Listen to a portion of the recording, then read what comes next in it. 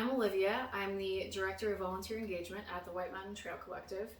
I wanted to do a brief video on how I deal with Raynauds in the backcountry in the winter and the system that I've developed over the years. We're going to start off with a time lapse of the clothing that I'll be putting on at home, and then I'll go into more detail about some of those items.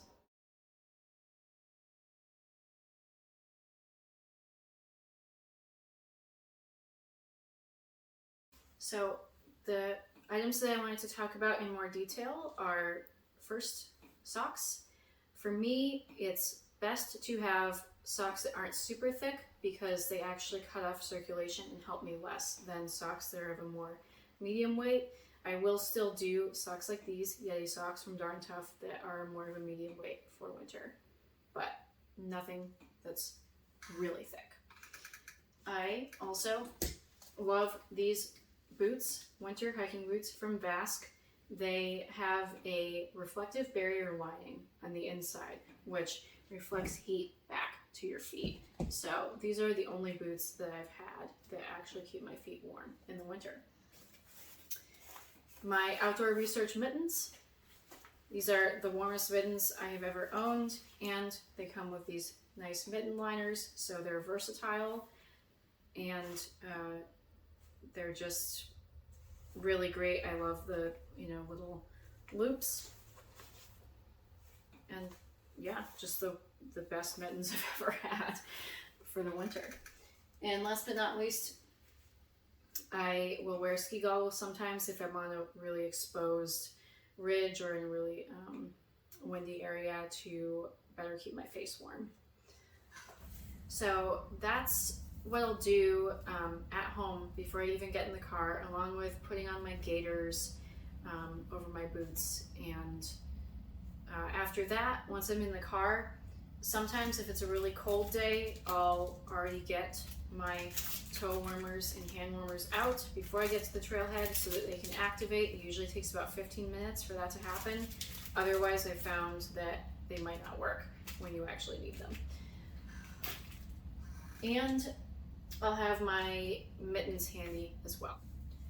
So when I'm at the trailhead, I like to keep it as brief and as short and sweet as possible. So for me, that's only up to 15 minutes, and 15 minutes often is too long at the trailhead. So I've already made sure that I have almost everything ready to go. My pack is all packed. I'm wearing the warm clothes that I need to stay warm at the trailhead. I am not the person who delayers and starts cold. I am the person who starts warm and then delayers later on during the day.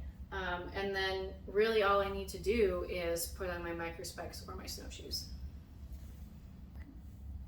So once I've started moving, usually it'll take me 10 to 15 minutes depending on the day for my body to actually start producing more heat, and then I will stop and delayer so that I don't sweat too much and then put myself at further risk for hypothermia. I might have to look at my notes through the rest of this. I have a lot of things to say about being outside and moving.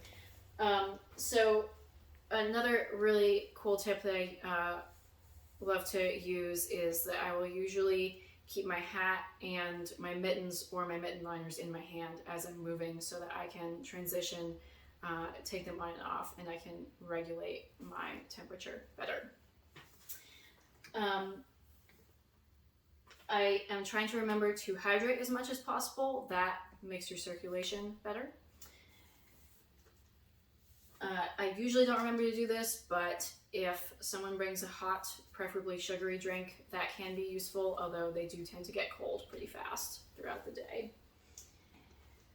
I try to remember to have enough dense food that I can snack on that will keep my energy up and keep me warmer throughout the day, and I'll try to keep it, at least some of it, handy, so maybe in a pocket close to me as opposed to in my pack.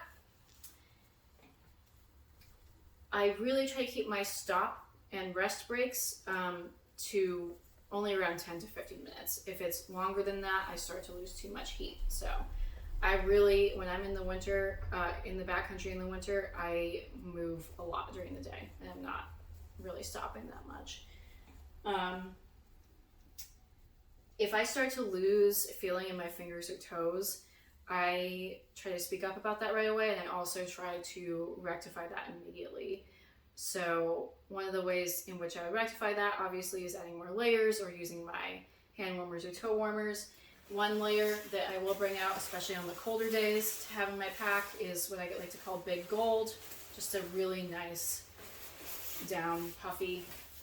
And then talking about speaking up, I think it's important not only for us to speak up when there's an issue and speak up soon, but also to have a really supportive group of people with us who will listen and understand and take action if there are issues. If we don't have that, that's actually a huge safety risk. So it's something to consider. And along with that, we all need to know when to head back. Whatever circumstance we're in, that's really important to know about the weather, the environment, your body, whatever it is, that's crucial. I think just really quickly, I wanted to focus more on temperature regulation. I know I touched a little bit on it in the past, but it's really crucial, and this is something that I've learned over the years, to start being proactive about temperature regulation. So when you start to feel yourself getting too hot, that you stop early on, delayer. That when you start to feel yourself getting too cold, that you stop early on and layer up. And you really have to just keep switching between those two. And that just about sums up my system that I've developed for not being super miserable with Raynaud syndrome in the backcountry in winter, fall, and spring.